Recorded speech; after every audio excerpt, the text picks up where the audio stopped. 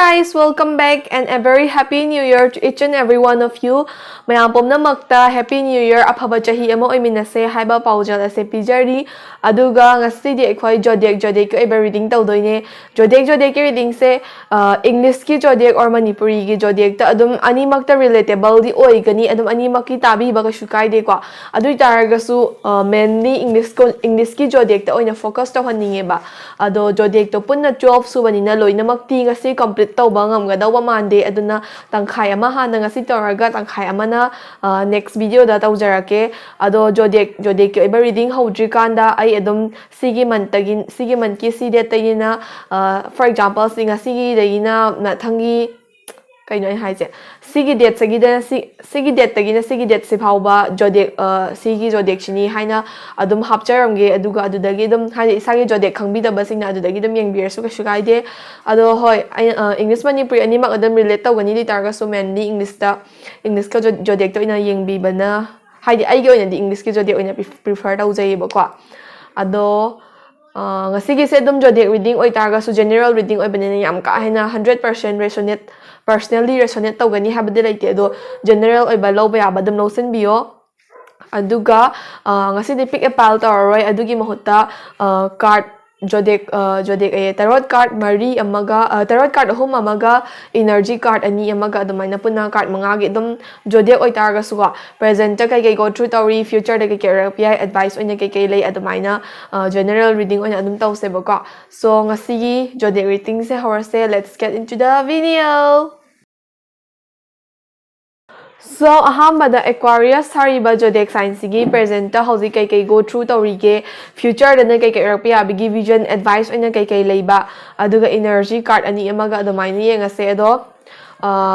tarot card se sigi pile sidagi ama pick tawjage bako ado ahambada Aquarius singi present ta go through tawribado sigi card sidagi pick tawrage sigi 8 of Pentacles hariba card chithole ko second gi card amuk pick tawjarage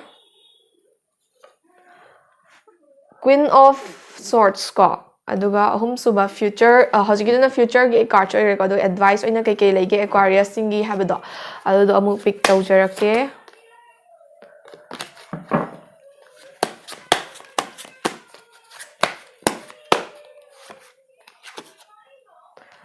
The Empress hariba card reverse tela advice oina aduga energy card ani amaga pick tawkige ahanba energy card china sigi unicorn card chidagi pick tawgani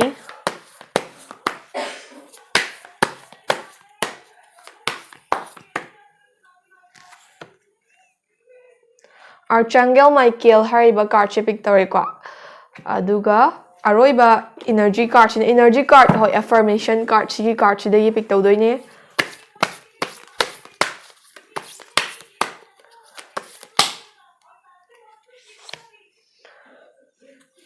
Get centered hariba affirmation ji pick tawre so hozik Aquarius ki damakta card loinamak pick tawba lore do card amamna kai harino haibado like present na kai go through tawri future da kai rakpa yai aduga advice oina kai lay plus energy and information kai no haibado ai amam to explain tar age Aquarius singi video se how say So Aquarius singi ahamba card 8 of Pentacles hariba card che pick tawre ko singi 8 of Pentacles hariba card chi matungina Aquarius singse generally ko kai go through tawri ge hamatamda moi se hoji se khara emotionally heavy oi ba haidi like festive mood kumbada su yam ka hena yaujaning da ba adum khara kai hani downhill oi ba moi mood se aduga amarom da masana macha yamna judgment pija ba haidi like masana masa self love tawba khara wat ba haigadra adagi amuk thabak ama taw matamda perfect oidradi yade haibagi masada kai haini intention ama leibagumba aduna thaba ama tawbaje perfect oidribaw tawgadabani haibagi mongda adum tawriba thabak to ruin tawjaba haigadra adagi khara impatient oiba ngai ngam singamdaba sigumba khara surround tawe na haibako ado sigumba singsina surround tawbasina isagi like isagi mood to bu hena destroy tawba adagi hena ruin tawbada adum lit tawgani aduna future da su akaiba lakani na haiba aduna Aquarius singna hojik present da kai dawbigadagi haiba matamda isada self judgment or critical views pibibagi mota isagi skills isagi knowledge isagi career gidamakta oina full focus tawraga work tawbo oina hobiyo haidi like emotional side sina yam ka haina dominate tawhanbigano na haiba haidi hauji se hoi mudi oramgani adagi mingoda share tawbam laitabagumba adagi share tawraga mina amu phasna habirakadra habiro oidra habagi fear or akiba laibagumba singoma singsina maram oiraga khara charangnaba chamamnaba sigumba singse thoe na haibako aduna adu mayamdo khara na thaibiraga tawriba thabakto perfect oidaba yade haibagi intention do thadok piraga adugi stubbornness do thadok piraga isara tawriba thabaktu da do it with love and care hayi tawriba thabakto mai bakna bagi damakta or success phangna bagi damata tawdaba yade haibagi mohutta tawriba thabaktu da care adagi love thadabiraga phasna oina haidi ing tapna hotna biyo haibagumba bako aduga isagi career isagi goal de hena focus piba matam oye aduna goal career gumba hena focus pibiyo haibaje sigi ahamba card china hairiba second card china queen of swords hairiba card chitole ko sigi card chigi matungina isada kai haini future da kai europea ha matamda Aquarius sing ja hose khara lonely oiba period haigadra haidi relationship matter gumba su khara depend away haidi kai haini moise masagi partner leiba mi orbia leita be mi orbia di tarsu in need of a constant support haidi constant support attention gumbagi mathau ta ba moise hauji ko haidi hauji face tawriba problem jiga future ga da relatable or kadoine ba the future da sudum mi amagi darkar ta ba dawna tawba adagi relationship leiba leita bana tongana ma thamaga lonely and feel tawba gumba haigadra adagi sana confine tawjaraga leihanwa gumba haigadra sigumba sing situation jing je khara face tawin tawrakpa yai na haiba ko aduga makhata na Aquarius ki damakta relationship advice amasu yauri basigi card sida relationship advice na kai hai ge ha matamda relationship ki partner ama choose taw matamda brains over beauty prefer to biona su hai ba haidi single oi basingi haigadra Aquarius ta single oi basingi moigi near future da partner gum ama lak pe ai ko adur su lak adari partner do partner lak pe ai lak tabi adu targa su partner amagi darkar oyak pe ai ba adu partner do choose to matamda brands over beauty prefer to bio have a haidi sak kumba adi physical appearance kumba da yenga khanbigano moigi character moigi behavior moigi intention do ni yenga partner do choose to bio na hai aduga amarom da future da ko intellectual knowledge amna darkar oigada ba haidi heart tagi ngalta decision loba yarakta ba kahani brain dagi decision loba darkar oi ba matam yamna yarakani na future da khara clever oi ba khara meticulous oi ba darkar oi na hai ba ko aduga self judgment pi ba se future da su lep ta bagi mong da oi ke Aquarius sing se aduna self judgment pi ba se khara lepiyo aduna isa heart tawbadagi hena atopa kemta kanaba phangoi na hai basigi ani shuba card china aduga ahum suba card china advice oina lakani the empress sari ba card reverse ko the empress sari ba card reverse sigi matungina advice oina kai lege ha matamda Aquarius ki card si jamna relatable oi beta beta we haidi sigi future gi vision ngwa piri se pra long term vision natte ba haidi zodiac reading se matam ge badum tawjara ke dui tar ga su hojik lariba present condition gi near future oyoini ba ko near future da thoka da basing gi vision pigre do near future gi advice ne bas da la isi so near future gi advice na kai hage haba matam da Aquarius sing je mingon da yamna depend tawning bagi mong da haidi like thaba ama taw matam da mi gi help friend oigera partner oigera family oigera adum kaina ma help ama yaudradi ya da bagi ta taw ba ko adagi ex kumba haigadra or situationship or relationship da leramba mi gumba da khar attachment je phawba gumba haigadra mo je pura fully kaw bangam da ba sigumba na sing se thokpa yai na haiba Aquarius sing da haidi present condition jiga sama present condition jiga sum up tor pamatam da ko aduga isagi life ta harmony gumba adagi happiness gumba je khara wat pagi tab da tawba sigumba sing se face tawba yai na hai aduna sigi card china advice oina kai hai ga matam da mingon da yari kai thaba ma taw matam da depend tawda na ba hotna biyo na hai aduga life ta harmony wat le or kainoma nungai ba gumba happiness gumba je khara wat le hai na hekta hanagi attach oramba mi da reattach tawna ba su hotna biga no na hai advice na aduga isagi emotional or feminine side haigadra haidi nupa arga su nupi arga su feminine side haigadra emotional oiba side sineba ko isagi emotional oiba side se kitang strong oina stable oina laina ba su hotna biyo na haye ba sigi advice card china ko aduga mari suba card china Archangel Michael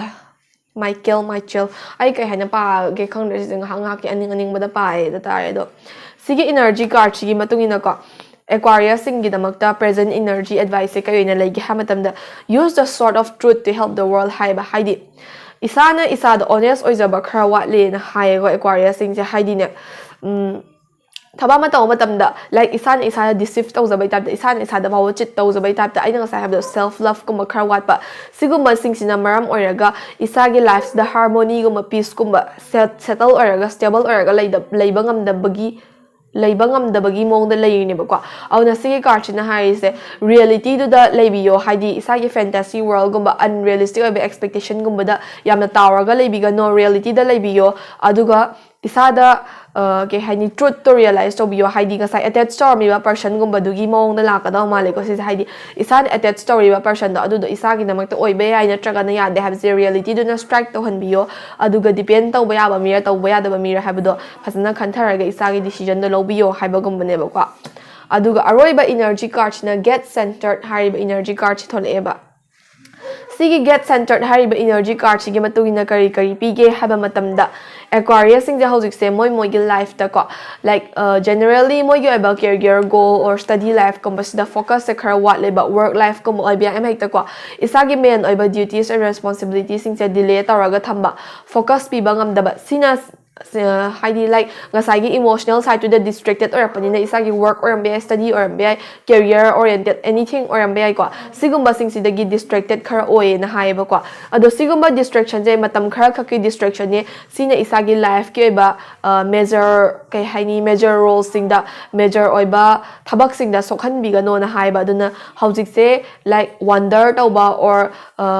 kahani isaji confirm ta da stable oi da bagi matam do adu loire chahi anau basna horak paga loina na isado centered oiraga isagi tawgada ba main duties na oina hana focus pbo prioritization pbo na si aroi ba affirmation card china hari ba ko so Aquarius sing se adum hoji khara general oi ba emotional war gumba isana adum face tawjaba male aduna sidagi loba ya ba general advice lotion biraga khara leraga amuk like 3-4 months ki matungda changes laibra habado next ki zodiac reading da mu yengase so hojik ki oina di matang side Aquarius singi reading loijare thank you for watching. Hi Pisces Pisces comment bang ai sigi pa ba je pronunciation je su hai ra ai khange do adum nga ki reference nungai da bo oina Pisces adum hair se ko ado Pisces singi present kai go through tauri future de kai pi advice oina kai lei adegi energy card adomaina pick taw doine ado present ka future ga gi card chana pick taw gise present ko wheel of fortune reverse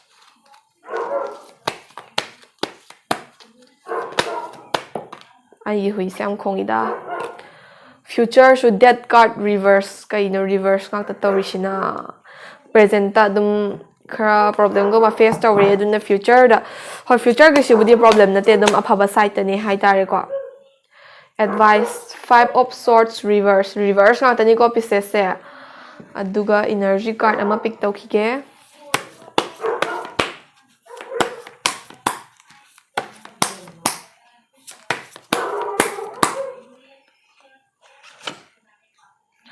Pegasus sariba energy card se thole hoi Pisces sing jo isana isa self love tawba matam oire self love khara wat po iye dum mi gi khali kanda gumba ko or natraga na like atop pa kai hani thabak ko yam chilli ngai da oi doira isana isa self love tawba pamper tawba khara wat le na hai tuka aroi ba affirmation card kai no Pisces to get centered hari ba affirmation card thole mayam jibul oina nga or galanga ga panglai da leiner ja la khangde so Pisces ki reading hour se ay amam to ina hijar age ahamba card sina wheel of fortune reverse ko sina Pisces sing je hoji present ta kai go through to ge habado generally hierarchy ado si wheel of fortune reverse ari ba card sina Pisces sing je hoji se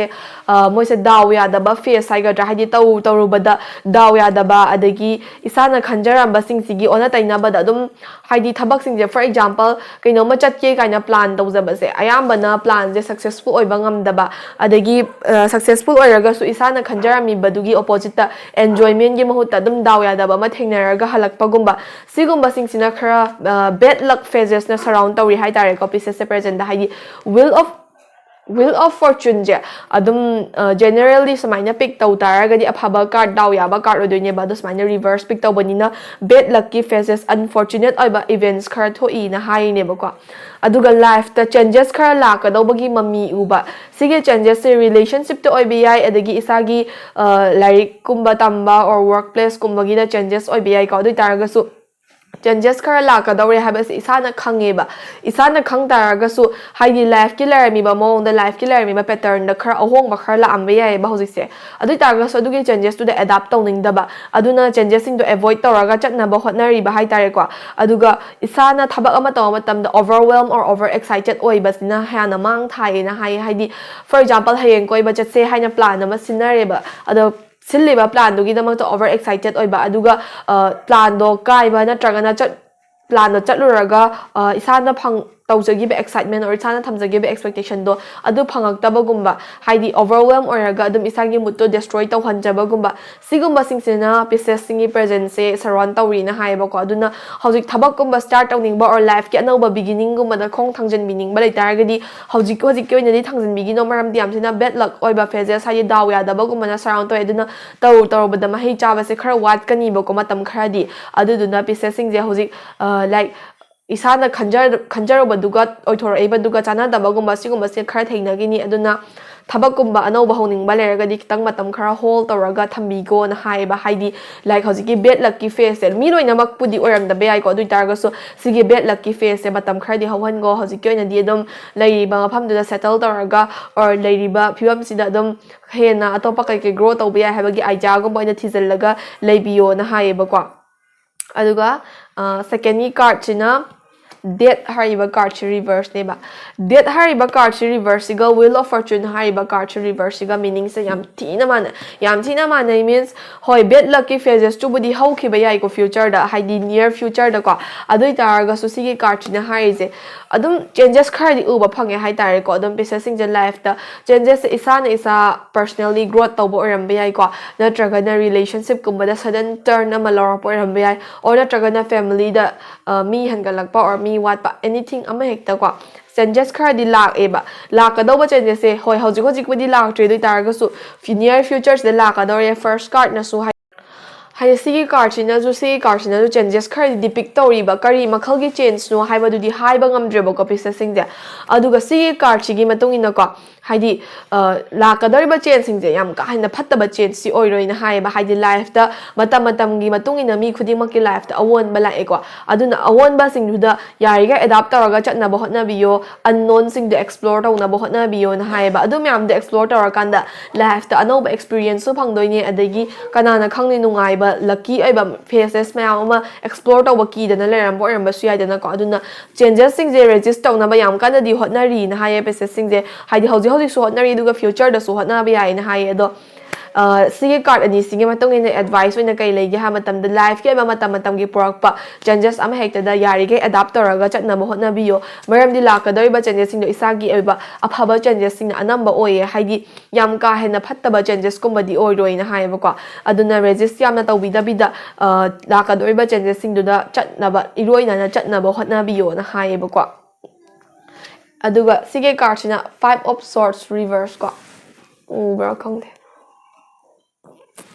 Sige 5 of swords reverse hariba card chi matungina Pisces sing advice oina kai like ha matamda Pisces sing je conflict kumba da khara mingle up tawba yai or tangle up tawba yai na haiba haidi conflict si zu among friendship ki da oibi relationship ki da oibi ko ado haidi kashula taba wa macha da gi edom maruk mapang marakta natraga na relationship ta conflict kumba or khana jaina bagumba se thokpa yai na haye hadi present da gi na near future phawbu ki manung sida ko aduna siguma conflict kumba thokpa sida isana isa jam chumme haina khanjaba isagi ego fit tawbai tabda tawba aina chum jadi yade aidi sungal lan da bidas maina tawbi ari kaina haibagi mawong da khara ke haini stubborn oiba ego khara thengnarak pa yai na haiba ko ado sigi card chi matungina kainoma conflict ama tholakpa matamda yari gai compromise tawna ba loki oina leina ba hotna biyo na haye maramdi lakadori ba conflict to isagi patience kumba test tawba isagi ke haini self attitude kumba test tawba adugumba conflict oigani aduna adugumba conflict to compromise tawraga forgive and forget tawthokho na haiba haidi adugumba conflict tuna isagi relationship or isagi friendship kumbada ruin tawba yabagi mawongda lakani ego fit sum tawsaladi na haiba ko aduna yarigai conflict to compromise tawraga forgive and forget tawthokpina bo hotna biyo na haye aduga isagi aggressive nature isagi ego se khara control la thambiyo haiba sina Pisces singe advice oina lakani ba ko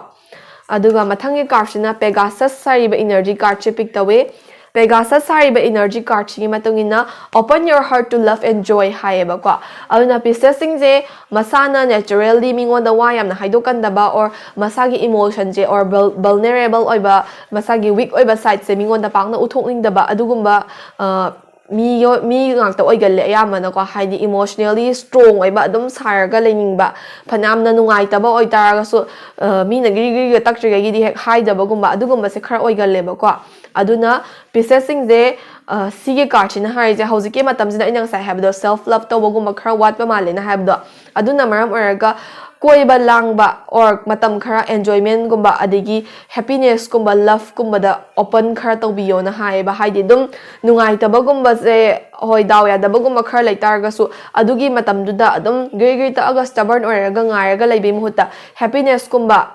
outing gumba chatpa adugumba mahiti hai ko adugumba da khara enjoyment tawthokpiyo na haiba life se aduga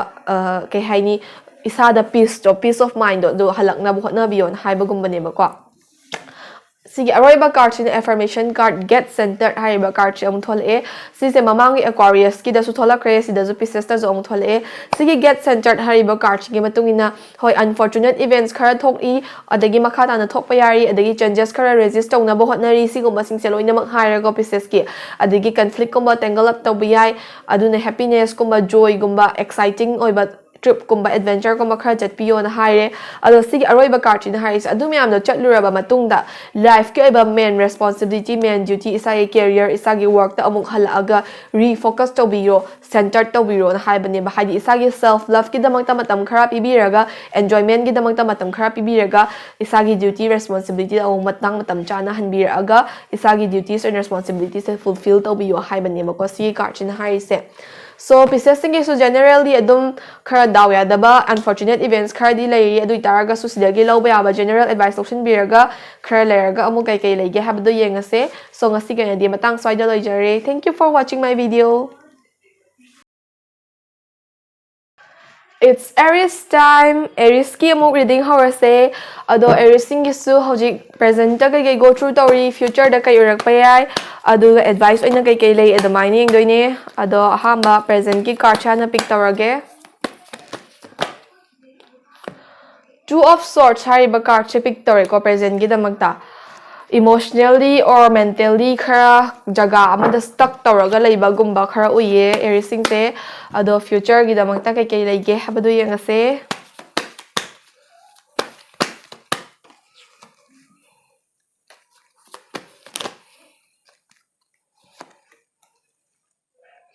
The High Priestess sariba card che thol e future gi damakta aduga advice oina Aries singi damakta kari card tholake habdo yengase Nine of Coins sariba card che advice oina thole ko aduga energy card amuk pick tawse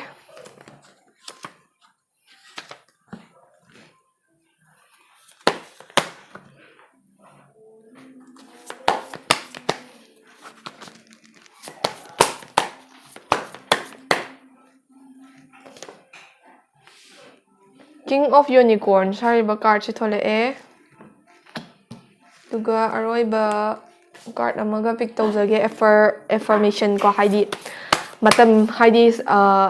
ngasi tawriba Zodiac reading se sise yam ka haina valid ka haina sangna valid oidaba se adi taraga so at least 3-4 months ki di valid oini ba aduna 3-4 months loiraga amuk su tawjarage adu taraga so si phauda kari affirmation isaga loina gadage habado adu yengse ba Ultimate Potential. So, card loina ma pick tawba harabadina reading horase ahanba card sina Aries singja Two of Swords sariba card reverse ta pick tawreba ko sigi Two of Swords sariba card reverse sina kari di pick tawge haba matamda Aries singja ko haidi past ki ba emotional relationship kumba emotional attachment kumba khara da stuck taraga laiba haidi isa na isa je heal tawre or move on tawre kaina di khanjaba adui taraga su some situation or some happenings khara da isagi past ke ba relationship or past ke ba memories se dum reminisce to ba haidi dum remind tawra pa gumba sigumba singsina maram oraga isa je fully relationship oi bi na traga na dum mental trauma gumba mai do oi bi ko do adum digi fully heal to bangam daba fully move on to bangam daba adigi isa je dum mentally happy fully happy oi bangam daba haidi imanaba imanabi maram mapang fully ka de dum nungai ba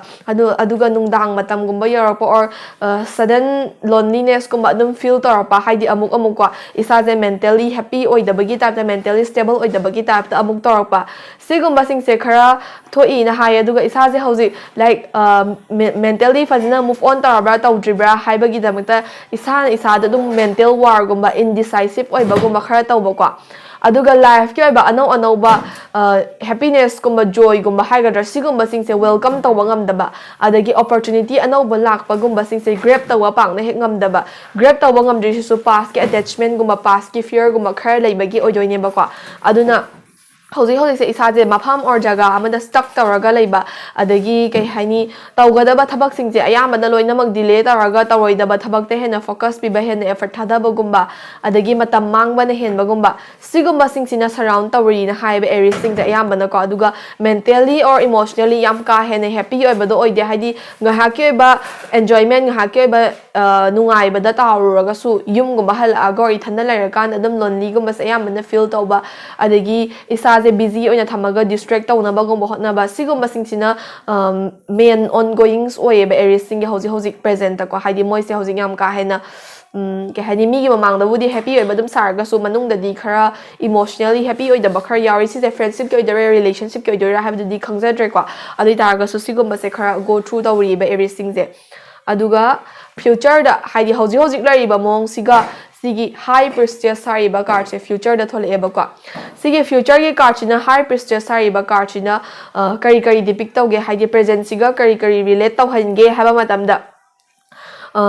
kaino singje Aries singje future da ko masana masayam ka hena trust tawba haiga drama sagi intuition or masagi inner voice yam ka hena trust tawba adagi life da lerami ba imbalance me amje near future da khadi cop up tawba ngamak pa haidi lerami ba imbalance me am sidagi haidi hodik stuck tawraga lari ba jaga du dagi khara move on tawrak pa ngamak ba aduga isagi tawgada ba ithauda mai onjin banga makpagumba adu sigumba singse khara thainara pe ai hai aduga near future da ko Aries singi hoi se khara spiritual di oi thajaba mi yarakani thajada mi yarakani ko adu isagi dream gumba da message gumba khara pirak pa ya ina hai adu sise hoi thajaba mi gai gina adum lotion biro thajada ba gai gina adum ignore to biro ko adu isagi dream gumba haidi hoji ma ta ba near future da next week oi bi ai adigi 2-3 days after da oi bi ai dreams gumba da khara message gumba khara pirak ka do ba lai hai ba di isagi future self to adagi isagi ba message khara through dream da ko message khara pirak pa yai na hai aduna aduguma message to khanghauna bagi da mata isagi dream gumba se pangne ignore to biga no na hai ba ko aduga amaram da hoi hojik lari ba instability sidagi khara tapna thoklak pangamba adugumba like ai haini future gi damakta hai tare ko future gi damakta khalak pa isada gyan tarak pa gumba hai ga realization lak pa gumba hai ga reality na structure pa gumba hai tare ko sigumba na maram oraga future gi damakta phasna work tawning pa pharak pa sudden inspiration gumba phang pa sigumba singse near future sida thengnarak pa yai na hai ba ko aduga advice oina kai lege habado sigi 9 of coins hai ba card reverse hole ba ko 9 of coins hariba card reverse gi matungina Aries singje hoji se masana masa self sabotage tawjaba gumba kwa aduga moisu hadi hanagi past ke ba mi lapthok na khaba mi or lapthok khaba friendship gumba emotionally depend tawai tapta attachment ama phawba gumba sigumba singsina maram oraga lapthok na khrise or kaina khrise moi gi maram dagi ni kaina masada self sabotage tawjaba self judgment bijeba sigumba singse Aries singsu su khara taweba kwa aduna zu ngasai emotionally happy oina leingam daba fully move on tawangam daba sigumba singsigi circulation or cultivate tawba de help tawini hai tare ko aduna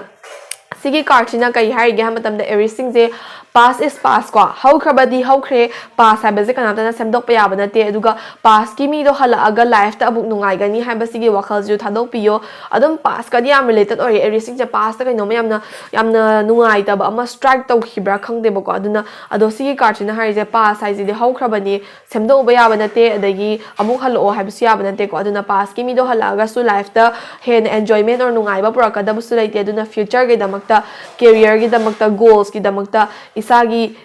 kay haini materialistic wants and needs ki damakta haidi mi loinamak materialistic wants and needs sedana ko adugo moda fulfill taw na bagi damakta reality do da leibiro aduga future gi damakta career gi damakta work taw biro emotional side na dominate to hanbigano habase Aries sing advice oina su leiba haidi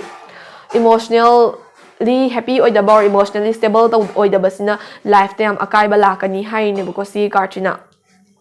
so advice card lawyer mathang na energy card ko unique king of unicorn sorry ba card chito le ko sige card chi matungina you are blessed with majesty vision and power hai ba ko sige card chi na kai hai ge hamatam da isa je hozik future gi vision na mai sala lejar ni ai future da si tauge habagi goals or opportunity me ama grab taw na bagi damak ta ready da lai biram ba mi yarong gani ko aduna sige card chi na hai je isa da vision leire adegi isa da sige goal me am je or career sing je grab taw bangam na ba power do pi ba courage to haidi like hotna bangam na ba power do lai ba adui taraga isa na dum side ta push to ba inthok pa adagi like isa ga emotional side to na dominate taraga tawga ta ba main duty sing je thabak sing je kai haini delay ta holaga namjal laga lai ba gumba sigumba sing se tawe na hai aduna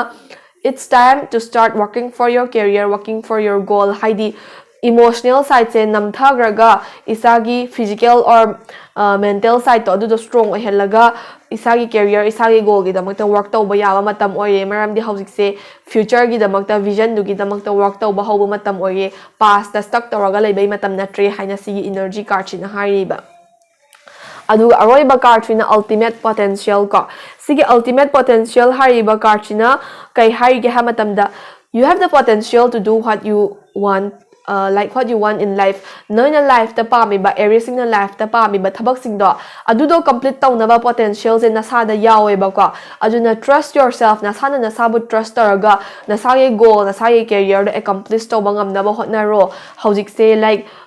life ki anawa beginning amagi damakta life ki career gi anawa goal ama set taraga adu da hotna ba hona bagi damakta matam chap chaba oire aduna nasa na nasa ge potential and caliber trust taraga career gi damakta future gi damakta goal gi damakta work tawro na hairi basi card china zo ado card chingje career goal gi damakta work tawro emotional side ne heavy helano haibasina main advice oina lay ko the lawyer Aries ki readings the gilaw ba general advice lotion bureau thank you for watching my video. Hey Taurus ma'am gi reading amuk tawrase sigi reading sina nga sigi aroiba reading oige haidi mari tawrase hai detail reading oibani na yam sangi ba ko aduna video se part home thok na khaido ase amuk ta Zodiac mari ge tamaina tawna ma ko ado Taurus ki present future amadi advice Taurus ki present ko King of Pentacles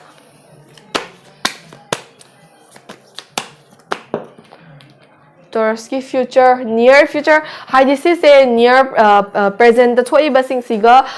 relate taraga near future gi vision oidene adum long term future na te ko duna matam ge ba changes lakani aduna aphabar su phattabar su kemta wabi gano aduga Taurus singi damakte advice kai lege habdu yengasi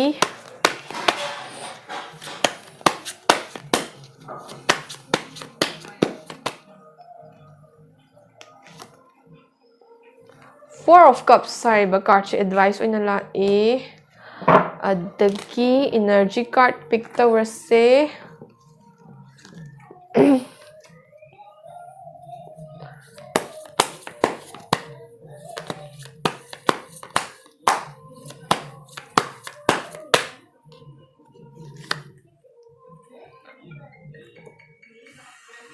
phone among laksanana post tawre ado sigi surprise hariba energy card che pick tawbane ko hojiki do aduga Taurus singi aroiba affirmation card amanga pick tawjage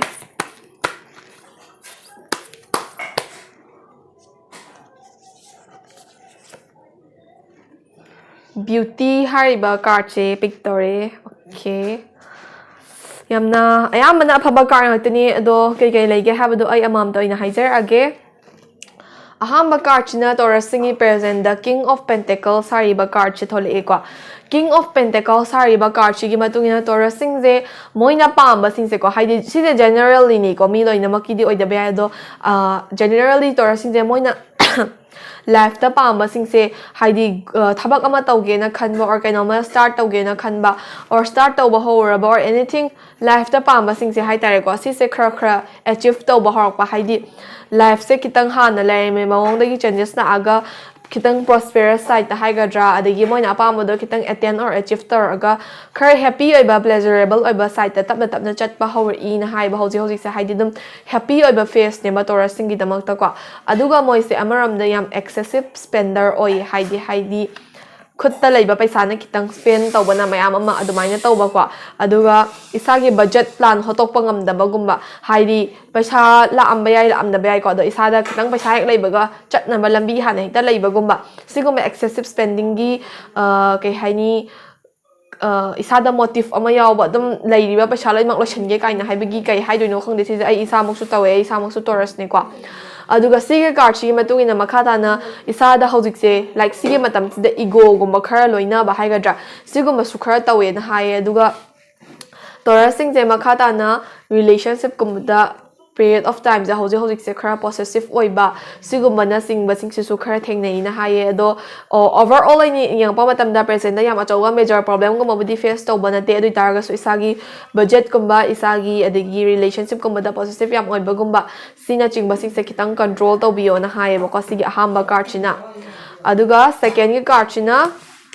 the Hangman ni ko sige the Hangman haiba card china Taurus singi damakta future de Taurus ki near future hai tar ko yamna araba future de te near future da Taurus sing je yamna patience leiba ing tapa or ngai ba kan ba haidi masana naturally Taurus sing je khar impatient oi gale or khar stubborn oi gale ko adu tar ga su near future da di thabak amagi damakta or kainoma tawga damagi damakta ngai ba se ngai ba ngamba or patience leiba adagi isagi tawga daba thabak singje sacrifice tawaga migi damakta hana hotna ba ko aduga tawga daba ithau singje delay tawaga migi damakta migi aphabagi damakta or mi na kainoma hai ena migi do hana tawna ba hotna ba gumba sigumba se hoi phadiam phai adu targa su isada khrabudi akai ba lakani na hai aduna migi mina kainoma hai e na hekta help tawna ba hotna dirkanda isagi duty da isagi responsibility da kaya kadra kai oi dra adugumba do khara check tawbiyo na di haye hoi aduga patience leiba gumba sidi yam phaye aduga yarigai isagi duties isagi responsibility sidi delay tawdana ba hotna biyo na sigi ke haini card chin hairi ba haidi duties and responsibility do delay tawgi taragadi hoi mi gi mateng do budi pang hawani ko mi gi mateng do pangani mi nang haki appreciate tawbiyani do hayeng kai badi nangwon da sada haidi Taurus sing na masa do ina kaizaga do ineba aduna sigi card china hari se mi gi mateng pangadam ne but isagi ithau di kai heloi dabane hai ne ko aduga aroiba ahum suba card china Taurus singi 4 of cups reverse advice card ne sigi 4 of cups reverse na Taurus ki main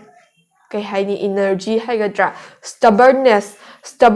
oiba self-absorbed oiba haidi aina tawbasina chumme or aina tawisina chumme kanata na haiba mawalo de kaina haiba attitude ama stubborn oiba egoistical oiba attitude ama loinai ba Taurus singte sise makata na near future da dum circulator ga loinar ga leiba yai na haiba auna sigumba ego or sigumba attitude se loinar leitar ga di isa da opportunity mangba gumba haidi isagi lakadawba aphaba opportunity singje grab to hobanga maudaba ego do na ruin tawgiba gumba manghan bagumba sigumba singje thaina ba yai na hayaduna isagi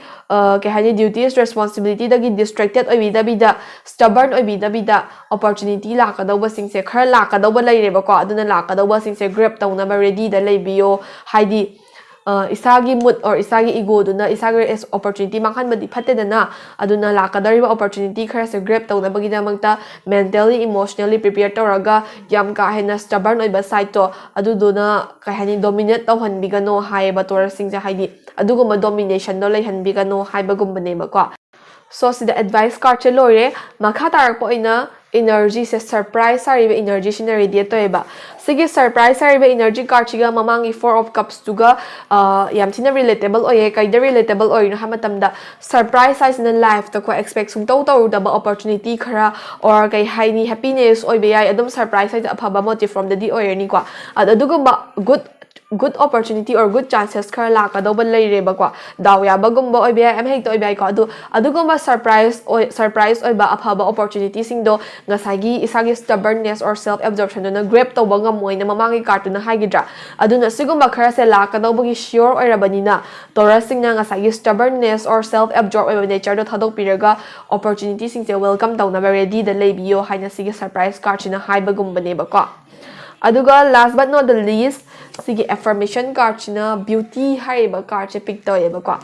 sigi card china Taurus singse hauji mak natraga su near future da isana isabu hanthana yengjabagumba isaje beauty standard yaude haina khanjaba or mentally and physically beautiful oide haidi nuba nabi animak ta relate tawdani ko isaje adum mayam dagi khara hanthana yengjabagumba adagi mi mayam ga compare tawjabagumba sigumba singse khara thengna ba yai na haye ba hauji thengna bi ba su yaram ba yai ko ado sigi card china haise everything happens for the best and whatever God has given you nasana saga chana ba do pi ne ba ko aduna isa se yari gai mi go compare to base lepi ga dabane aduga isa ne isa bu trust to biraga I swimming on the camp ta de I'm beautiful in my own way I'm happy in my own way higher ga isa ne isa bu self love to jo haina si card china hairi ba haidi mi amamam gi masa masa ge a unique feature amam lay aduna mi kuding maka amaga amana like madi am phajai madi am thi or madi successful oi my id oi de smaina compare to base tok piraga isa ne isa self love taraga isa da khak yeng jaraga ahen ma kai grow to ba yage habadu khak yeng bi yo haye ba kwa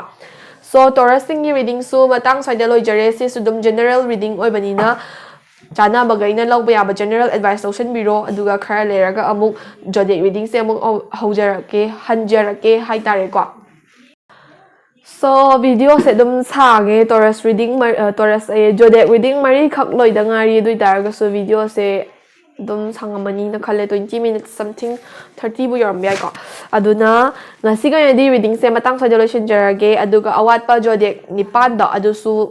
video ani da complete taw na ba ha next video da zodiac mari ama next mathangi video da zodiac mari ama damaina adum 2-3 days ki banung da video sin da thaga charak na ba su hatna ge so ngasi ga yadi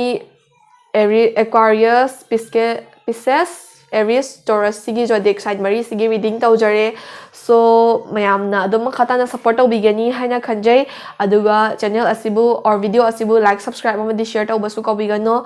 ngasi ga yadi matang saida reading a solution jarage thank you for watching my video bye bye